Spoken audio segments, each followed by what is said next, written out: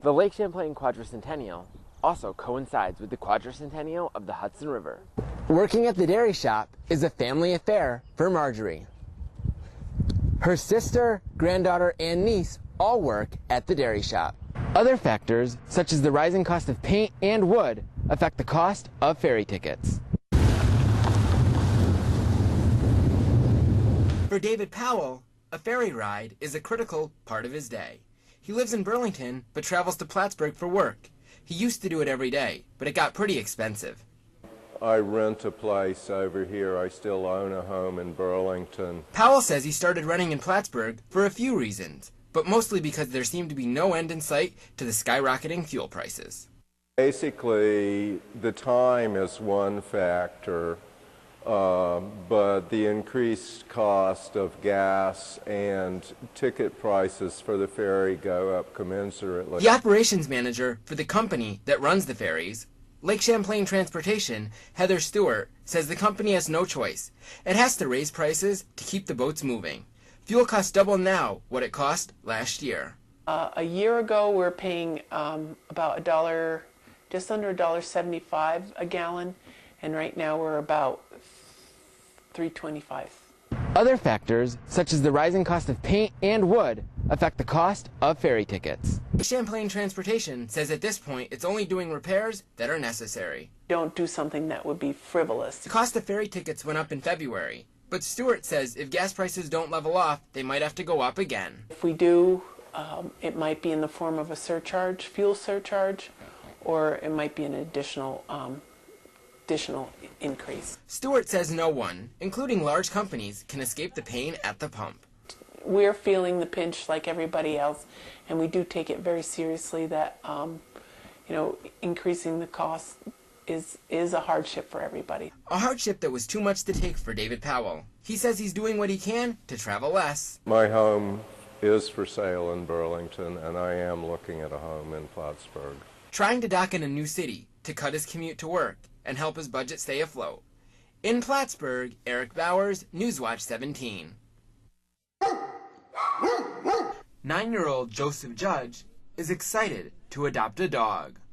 Mom just got an application form because the dog was so nice. The Adirondack Humane Society in Plattsburgh is hoping more families like the Judges will take animals home, because right now the shelter is crowded. It can't accept any more cats and only has enough room for a few more dogs. We are completely filled, especially for cats. The manager at the Adirondack Humane Society, Stephanie Wallace, says there are so many strays looking for homes because too many people don't fix their pets. People are not getting their animals spayed or neutered. In 2001, New York State passed a law that all animals must be spayed or neutered before leaving a pet shelter. The Humane Society gives out vouchers to help people pay for the procedures. Stephanie Wallace hopes the message gets through. She says her shelter is so full she has to turn people away.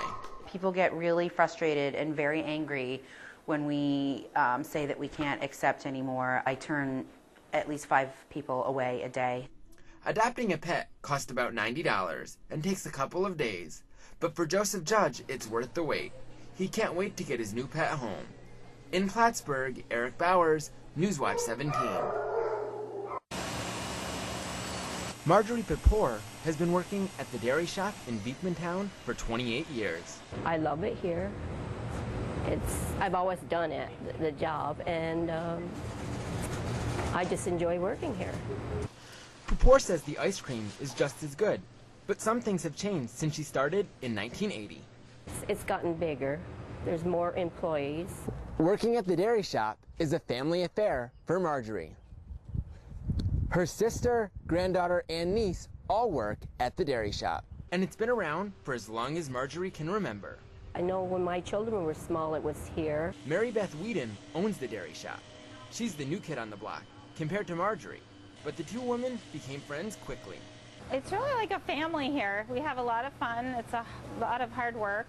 Hard work that keeps the dairy shop tradition going.